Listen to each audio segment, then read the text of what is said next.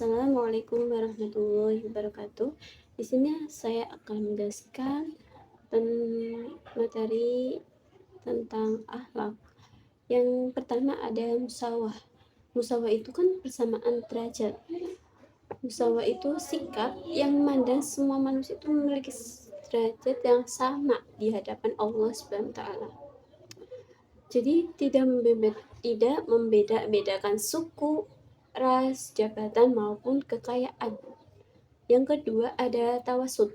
Tawasud itu kan tengah-tengah, moderasi maksudnya. Jadi bersikap tengah-tengah, adil, tidak berlebihan dan ekstrim dalam menghadapi persoalan. Yang ketiga itu ada ukhuwah. Ukhuwah itu persaudaraan. Ukhuwah itu sikap persaudaraan dan saling menyayangi antar sesama manusia, khususnya sesama muslim. Yang keempat ada fastabiqul khairat. Nah, ini berarti berlomba-lomba dalam melakukan kebaikan. Nah, selanjutnya ada optimis. Optimis itu sikap yakin dan percaya diri bahwa usaha yang kita lakukan akan memperoleh hasil yang baik. Yang keenam ada dinamis. Dinamis itu berarti aktif ya, aktif terus berkembang, mampu menyesuaikan diri dengan perubahan menuju hal yang lebih baik.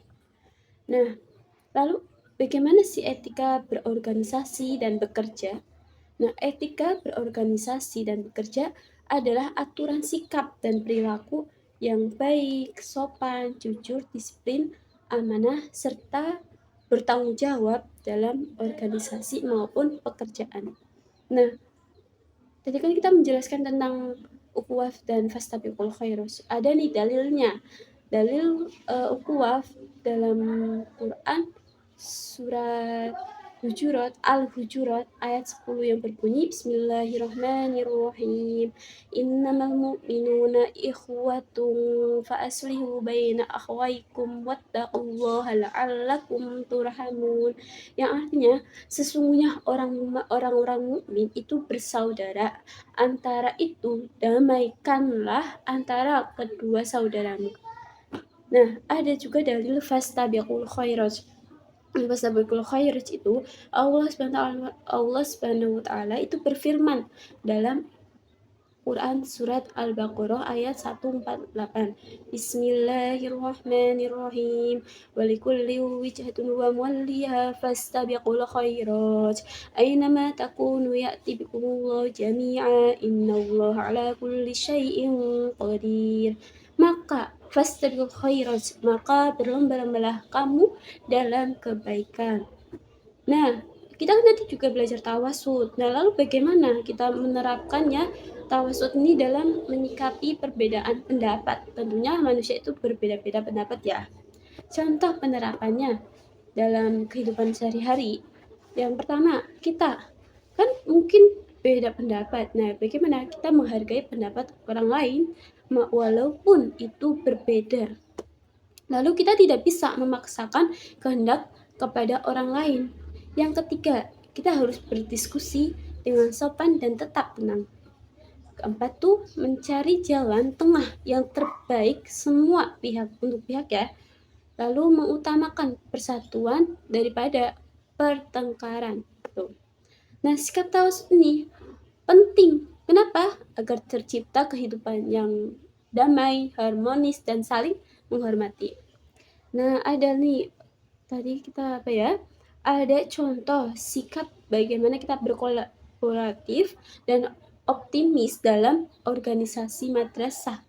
Nah, contoh kolaboratifnya nih dalam madrasah ya, ada bekerja sama saat mengadakan kegiatan kelas meeting atau lomba setelah kita melakukan ujian UAS, UTS kayak gitu. Terus kita juga membagi tugasnya secara adil dalam kepanitiaan.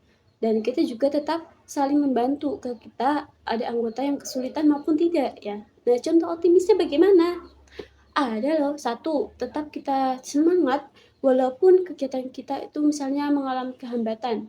Tetap semangat. Lalu kita tetap percaya bahwa acara organisasi ini dapat berjalan sukses.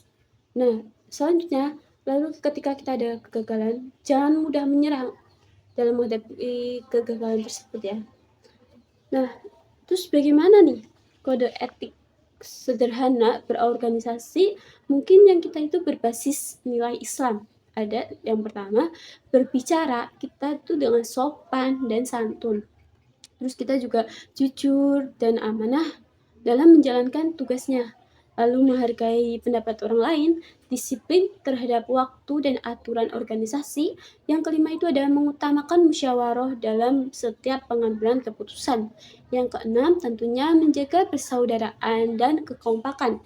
Yang ketujuh ada bertanggung jawab atas tugas yang diberikannya. Lalu kita tetap berlomba-lomba dalam kebaikan dan prestasi. Seperti itu. Jadi jangan lupa ya teman-teman, kita itu harus fastabiqul khairat. Tetap berlomba-lomba dalam kebaikan. Kalau kita mahasiswa, kita berlomba-lomba dalam prestasi, dalam kebaikan lainnya. Dan terus kita sebagai mahasiswa juga optimis, tetap berkembang ya guys. Jangan lupa tetap semangat dan selalu hargai pendapat orang lain ya guys. Tetap harus bersikap adil kepada temannya, kepada siapapun. Oke. Halo guys, saya akan menjelaskan pembahasannya selanjutnya. Ternyata tadi aku tuh baru bikin 6 menit ya, sedangkan tugasnya itu harus 10 menit. Jadi kita akan bahas tentang kode etik sederhana berorganisasi nilai Islam. Jadi kan ada berbicara dengan sopan dan santun, jujur dan amanah dalam menjalankan tugas. Dan ketika kita mempunyai anggota berbeda pendapat, tentunya kita harus menghargainya. Terus ketika kita ada rapat, ada acara, ya kita usahakan disiplin waktu dan mengikuti aturan organisasi. Lalu kita juga harus mengutamakan musyawarah dan mengambil keputusan. Terus kita kan juga dalam organisasi itu harus selalu kompak, menjaga kekompakannya. Lalu kita kan kadang di organisasi juga kan bercanda atau gimana gitu. Nah itu tidak boleh loh disebar jadi fitnah atau gosip dan berita bohong. Dan kita selalu menolong anggota lain tanpa membeda-bedakan. Dalam anggota pasti ada nama baik. Nah kita perlu menjaga nama baik tersebut dan nama madrasah. Lalu menghindari sikap sombong, iri, dan egois. Nah, kode etik tersebut nih bertujuan untuk apa? Untuk membentuk organisasi yang harmonis, disiplin, dan sesuai dengan nilai-nilai Islam. Dengan kita menerapkan etika yang baik, tentunya hubungan antar anggota menjadi lebih kuat, serta kegiatan organisasi itu dapat berjalan dengan tertib dan bermanfaat. Dalam kita menjalankan seperti itu, pasti ada hikmah dalam menerapkan nilai-nilai Islam dalam kehidupan berorganisasi ataupun bermasyarakat. Penerapan nilai-nilai mungkin seperti musawah tadi kita ya, tasawuf, ukhuwah, fastabiqul khairat, optimis, dan nilai dinamis memiliki hikmah. Yang pertama, terciptanya suatu persatuan dan kerukunan antar sesama. Kedua, juga mengurangi konflik antar perbedaan pendapat. Nah, dengan itu menumbuhkan semangat bekerja dan tolong-menolong. Lalu ada membentuk pribadi yang percaya diri dan tanggung jawab. Selanjutnya ada menjalankan organisasi itu lebih maju, lebih teratur. Lalu ada juga meningkatkan semangat berbuat kebaikan. Dan dari itu kita juga bisa membiasakan sikap toleransi dan saling menghormati. Tentunya dengan itu juga membentuk lingkungan yang damai, nyaman, dan harmonis. Nah, dengan kita menerapkan nilai-nilai tersebut, kehidupan bermasyarakat akan menjadi lebih baik serta tercipta hubungan yang penuh kasih sayang dan persaudaraan. Nah, tentunya dalam seperti itu juga ada dampak negatif jika kita tidak menerapkan nilai-nilai Islam tersebut. Nah, apabila nilai-nilai Islam tidak diterapkan dalam kehidupan sehari-hari maupun organisasi, maka itu akan menimbulkan sebuah atau berbagai dampak negatif seperti mudah terjadi pertengkaran dan permusuhan. Terus juga bisa menimbulkan sikap egois dan merasa paling benar. Yang ketiga juga ada hilangnya rasa persaudaraan dan kepedulian. Keempat, organisasi itu menjadi tidak tertib dan sulit berkembang. Karena terbiasa tidak teratur maka tidak berkembang. Lalu banyak terjadi ketidakjujuran dan saling menyalahkan. Jadi ketika ada masalah itu saling menyalahkan, tidak ada kayak saling bantu atau seperti apa gitu. Terus dimana itu menurunnya semangat bekerja sama, muncul sikap kita pesimis dan mudah menyerah. Lalu juga kita bisa terjadi perpecahan dalam masyarakat.